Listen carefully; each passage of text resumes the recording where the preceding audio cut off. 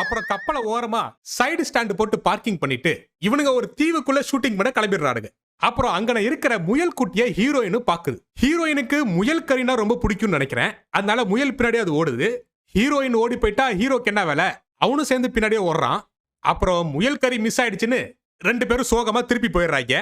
அப்புறம் அந்த இடத்துக்கு ஒண்ணு கடிக்க வந்த ஹீரோயினோட அப்பனும் கப்பலோட கேப்டனும் ஒரு புதருக்குள்ள போறாங்க. அந்த புதருக்குள்ள ஆய்போக காட்டுவாசிக்கு வந்திருப்பாங்க போல. அவனுங்க இவனுங்களை பார்க்க, நாங்க ஆய் போற இடத்துல தான் நீ ஒண்ணு கடிப்பியாடா அப்படின்னு சொல்லி அந்த இடத்துல ஒரு கலவரம் ஒன்று நடக்குது. அப்படியே கட் பண்ணா ஹீரோக்கும் ஹீரோயினுக்குமான கள்ள தொடர்பை பார்த்த காட்டுவாசி அந்த இடத்துல நம்ம ஹீரோயினை இம்ப்ரெஸ் பண்ண காட்டுவாசிகள்கிட்ட சண்டை போட்டுட்டு இருக்காப்ல.